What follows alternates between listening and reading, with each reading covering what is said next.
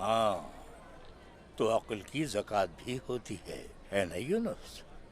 خیر کی بات سوچنا عقل کی زکوٰۃ ہے، زکوٰۃ کے بغیر عقل ذہانت کہلاتی ہے یونس، اس کی قیمت نہیں ہوا کرتی۔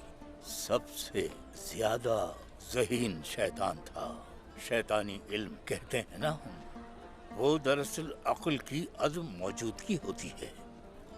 ہم علم کیوں حاصل کرتے ہیں؟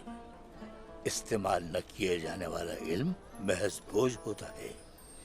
علم عمل کے ساتھ آتا ہے، عمل کے بغیر علم انسان کو جاہل بناتا ہے، اندھا اور بہرا بناتا ہے۔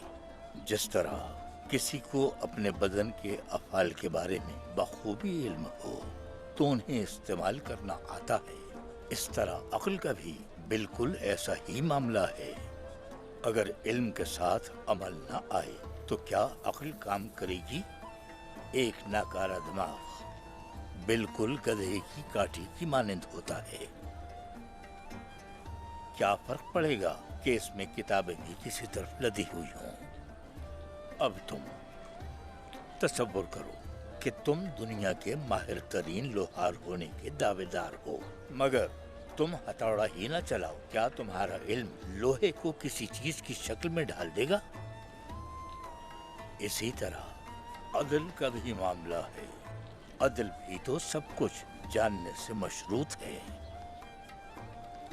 حق کو جاننا، ہستی کو جاننا اور خود کو بھی جاننا۔ اب اگر تم اس علم کو عمل میں نہ لاؤ تو کیا عدل ممکن ہے؟ بالکل نہیں شیخ محترم۔ لوگ ہم سے پوچھتے ہیں کہ دین کہاں ہے؟ دین تو عمل میں ہے یونس۔ یہ بات سمجھ لو کہ حیات کا عین مرکز یقین ہے دین۔ عقل استعمال کرنے کو نہیں کہا گیا ہے قرآن میں؟ کیا کوشش کرنے کو نہیں کہا گیا؟ کیوں دیے گئے ہیں دین کے احکامات؟